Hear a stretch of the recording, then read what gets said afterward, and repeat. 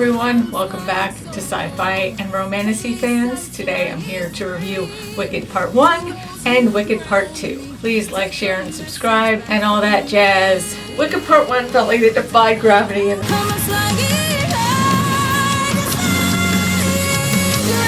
the Wicked Part 2 felt like it just came back down to earth. Not crashed, didn't crash, it just came back down and just sat there. And it was just, Also, my novel currently has 4.6 stars out of 5 stars on Goodreads. Very highly rated. Please check it out if you like romance and you're looking for a new novel. Why Wicked Part 1 was so good.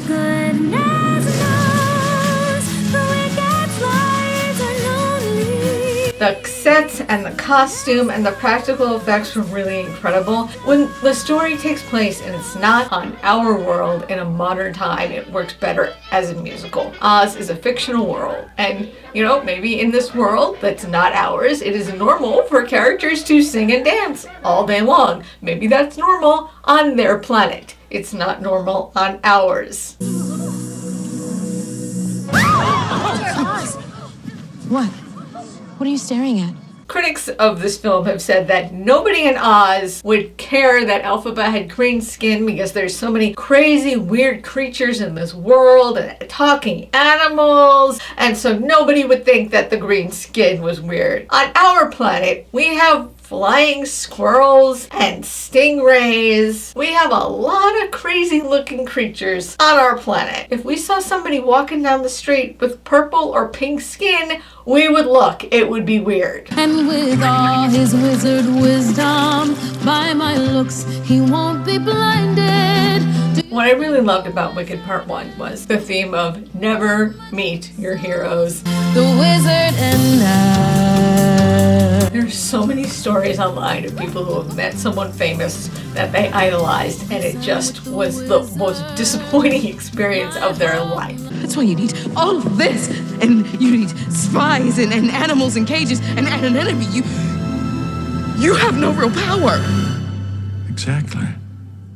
That's why I need you. Wicked Part 1 was so good for so many reasons. One, the songs in Wicked Part 1 are great. Loathing, unadulterated loathing for your face, your voice, your clothing. Who hasn't had someone that you have to deal with where there's just something about this person that just irritates the hell out of you. You're just forced into a situation where you have to be around this person every day and you can't stand them. So relatable. And the reason why these songs are so good is not just because they're musically catchy, but also because there's so much character development happening within the songs. Popular, you're gonna be popular. Popular, we're establishing the fact that Glinda wants to be a really good friend, but she wants to change everything about Elphaba, and she's very controlling. You've been Glindified. You don't need to do that, Fiyero and I are getting married. He asked you already? Oh, he doesn't know yet. And that is something that affects her relationship with Fiyero in the second movie. How does it feel being engaged? She just decides she's going to marry him. It's not a healthy relationship, so we're establishing this controlling part of Glinda's personality. We're engaged. Surprise. Celebrated heads of state, they were Popular. right. It's all about popular. It's not about aptitude, it's the way you're viewed. If it makes you happy, of course I'll marry you. I'll make you happy too, right? The two of you. This whole time. No, it wasn't like that. Go. I felt really, really, really bad when Fiyero left Glinda. I felt really bad for her, but at the same token, you can't just decide that someone is going to be with you and not have that person have a say in the matter and have it work out. It doesn't work that way. Something is very wrong. I didn't get my way. I need to lie down. Something has changed within me. Something is not the same. And then in Defying Gravity, Elphaba is making this decision that she is going to estrange herself from the entire world. Well, if that's love, it comes at much too high a cost.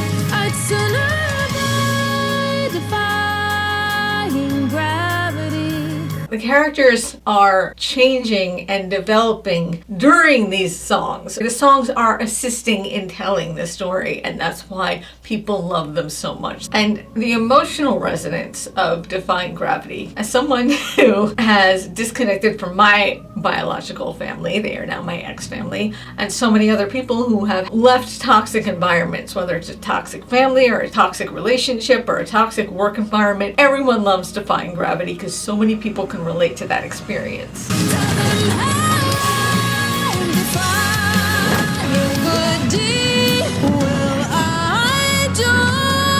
The songs in Wicked Part 2 were good, but none of them are as good as Popular. None of them are as good as Defying Gravity. I will be wonderful. This was like trying to be Wicked Part 2 is Popular, but it doesn't work.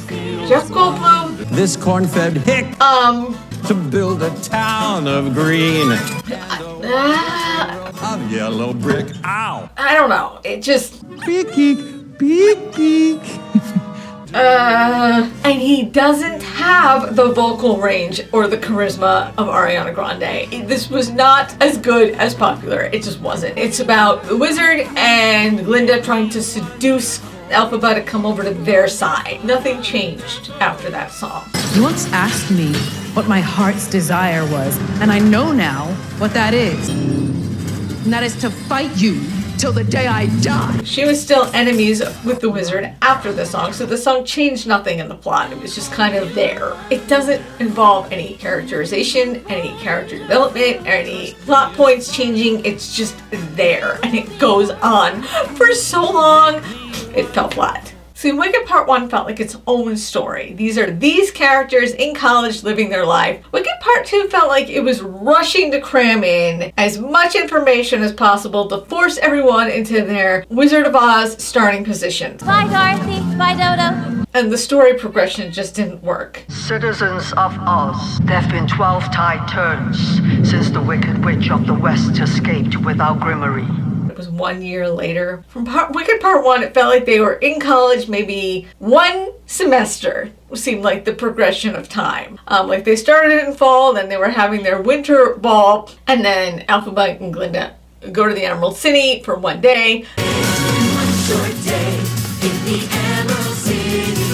One short day full of so much to do. And then at the end of Wicked Part 1, Glinda would go back to college because she would still be a freshman in college and she's university. 1 year later, Nessarose is the governor of Munchkinland. Bach is Nessarose's assistant. Glinda is a political figure. Fiyero is the captain of the guards. They all graduated 1 year later. What do you need to graduate from Shiz? A pencil? I wish it was this quick and easy to get bachelor degrees on Earth. Nessarose didn't actually become a witch before Dorothy's house fell on her. She was governor. She cast one spell. I lost my heart to Glinda the moment I first saw her. Lost your heart. There must be a magic spell in here to capture your heart. Nessa, no, that's dangerous. Atum Cortum. You're pronouncing the words all wrong. She did it in private. She's supposed to be well known throughout Oz as The Wicked Witch of the East.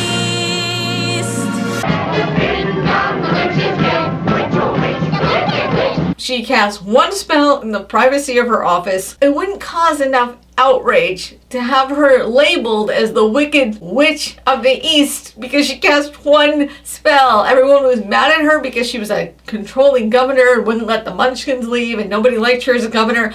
All Munchkins are forbidden to leave Munchkinland without express written permission of the governor. But the song is not Ding Dong, the governor is dead. Okay, if she's gonna be the Wicked Witch of the East, they should have developed this character as a freaking evil spell-casting witch who was using magic to make people's lives worse. Then the scene in Wizard of Oz would have been warranted. I like the ending's theme. Did Elphaba defy gravity? Yes, but not by herself. She set out to free the animals. They are free, but she couldn't do it alone. She had to do it with Glinda's help. That was the only way because Glinda was the only one who had the political power to make it happen. You have caused great harm, which is why you will be leaving Oz today. The wizard is taking a permanent leave of absence. Not a rumor. A fact. the kind that is true.